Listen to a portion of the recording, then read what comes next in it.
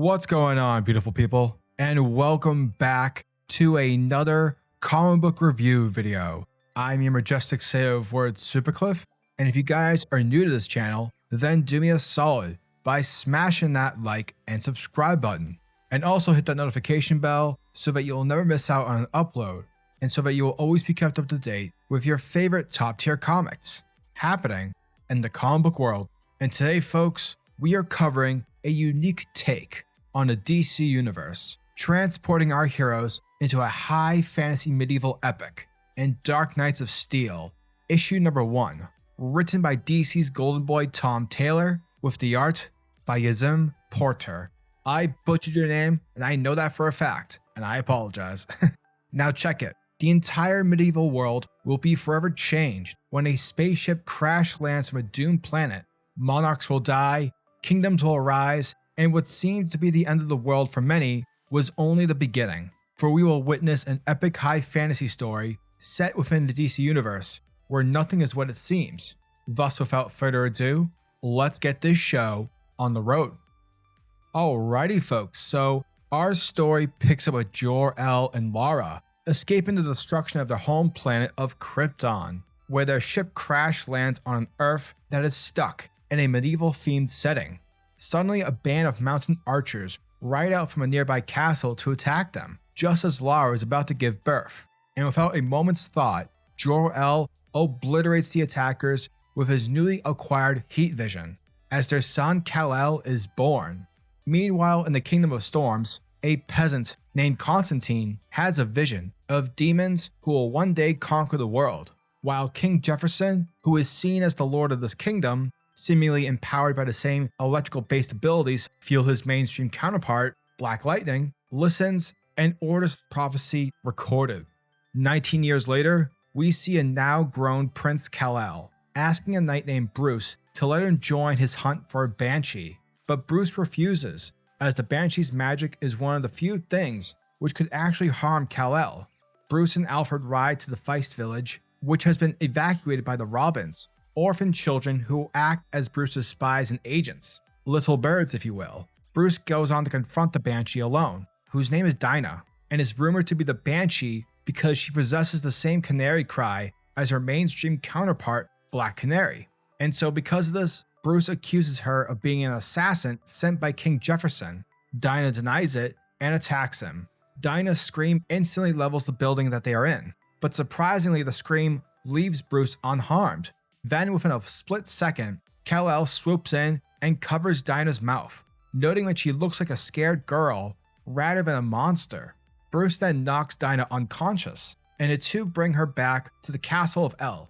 As Bruce, Kal-El, and Alfred, along with Dinah, approach the castle, they are met with Harley Quinn, who we find out loves to torment Bruce. However, Bruce tells her not to, and she reluctantly obliges because they already seem to be in much trouble.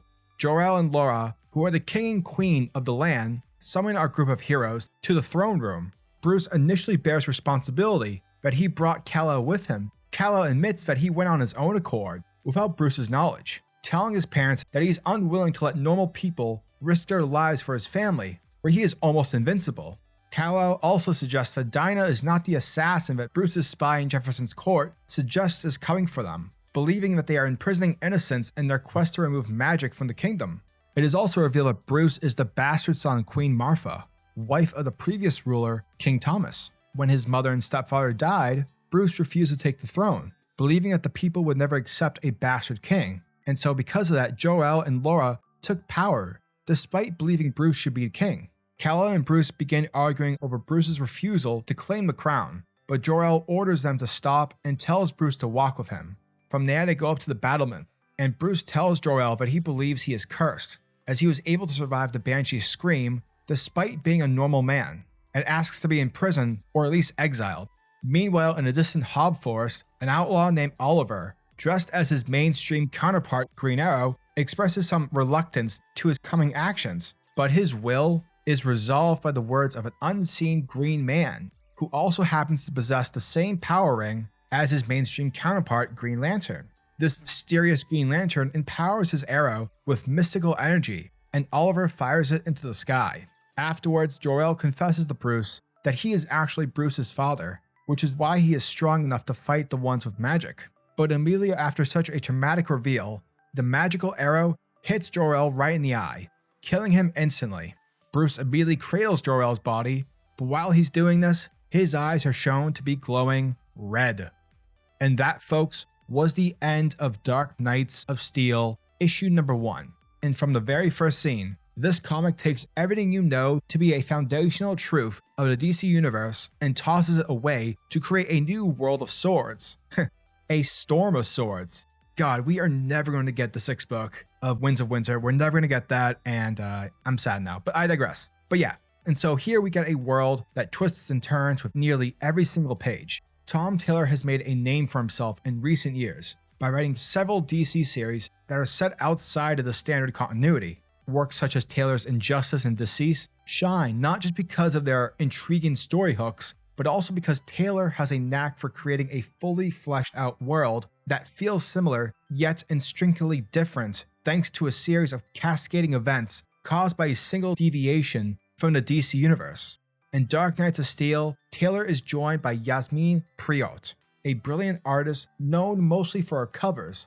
Fun fact, Dark Knights of Steel is her very first full-length comic story. Yet despite that being the case, her artwork brings an extra level of amazingness to what could easily become DC's next smash hit. Her characters have a shine and a gloss to them that is absent from usual superhero looks, thus separating Dark Knights of Steel from other comics on the stand. However, Putri also shows off a knack for expressive faces, which allows her art to do much of the heavy lifting during these tense conversations and stunning revelations.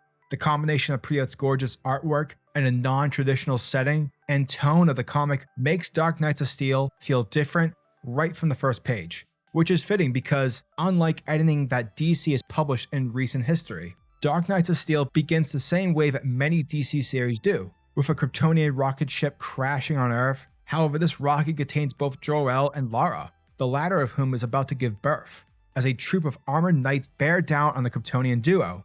Jor-El's heat vision activates and incinerates the knights, providing a violent baptism for his newborn son, Kal-El. It's an opening scene that sets a grim and shocking tone for what's to come, and will likely draw comparisons to fantasy series such as Game of Thrones, which shares a key rule with the best Elseworld stories, that being that anything can happen and that no one is safe, especially when it comes to the book's establishment of its two central conflicts. The first is between the Kingdom of El and the Kingdom of Storms, led by Black Lightning. Instead of presenting one side as an antagonist, we see Jefferson act based on a prophecy from Constantine, who warns of a world-ending threat coming from the sky. Meanwhile, Bruce Wayne acts as a grim enforcer for the House of El, capturing and imprisoning anyone who uses magic, which is the only thing capable of harming his adopted family. Interestingly enough, Dark Knights of Steel has no supervillain in its first issue. Instead, the conflicts are driven by superheroes acting preemptively to snuff out threats. While superhero versus superhero stories are usually, driven by forced conflict, the fantasy setting and the stakes make this particular story feel quite organic, another cascading effect caused by the deviation to DC lore. Fans of high fantasy will definitely love Dark Knights of Steel, as well as those who already love the DC universe and enjoy seeing new versions of its characters come to life. But what I appreciated most about Dark Knights of Steel is how it effortlessly establishes its world and conflict within a single issue, all the while reminding us that anything can happen in the series. Like Batman can literally die in the next issue, and that would be part of the story. Dark Knights of Steel is an exciting comic book and will definitely mark the start of a wider world that Taylor and Putri and other creators can ramp in for years to come. Dark Knights of Steel issue number 1 gets a lovely 10 out of 10. And guys, if you like this video, make sure to hit that like button in order to show your support to the channel. And tell me, what are your thoughts and opinions on this issue? This is like a pretty, unique story that I've yet to see in a DC, universe Elseworlds tale. This is basically DC's Game of Thrones. So let me know your thoughts and opinions down in the comment section below. And until the next video, peace.